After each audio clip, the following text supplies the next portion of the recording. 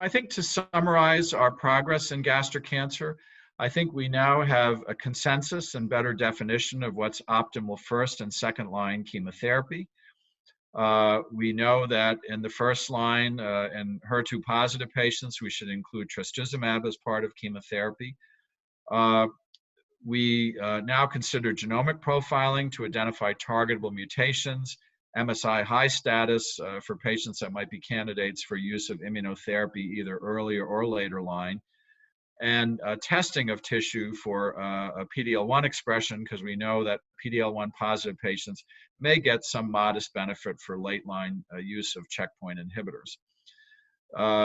We obviously hope to learn from our genomic profiling to identify new targets or new networks of targets in tumors that may be targetable.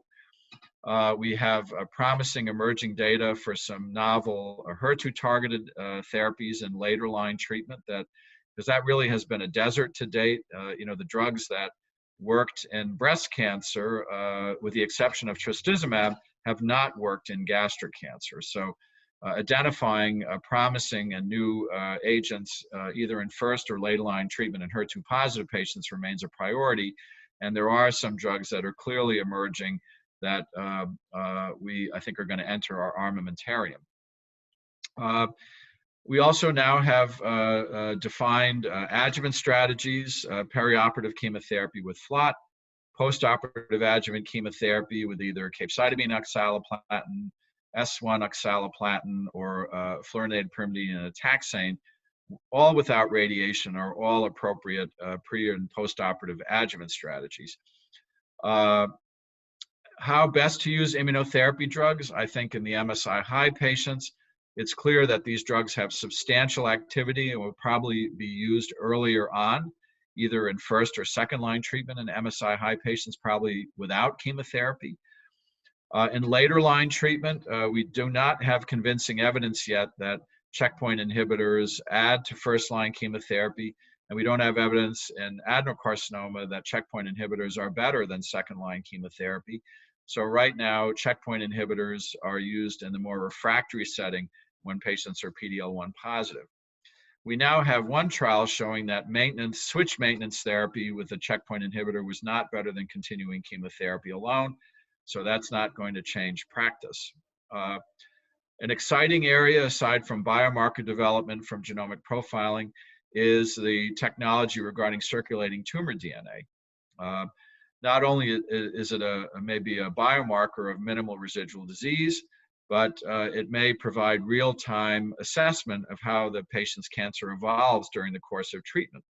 A good example of that would be the HER2 positive patients. We do know that a significant percentage of patients that are HER2 positive and get treated with trastuzumab-based treatment will actually lose their expression of HER2, and that is one potential biomarker that could be assessed with a blood test with circulating tumor DNA.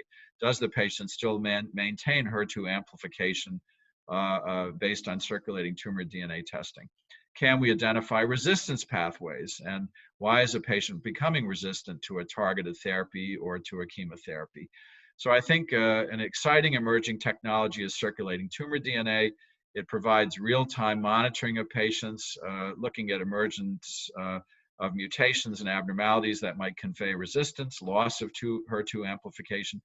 And I think a particularly exciting area still awaits to be defined. I think we're seeing now active trials in diseases like colorectal cancer where it's actionable, but can we use these technologies to look at minimal residual disease in patients that have gotten curative local therapies?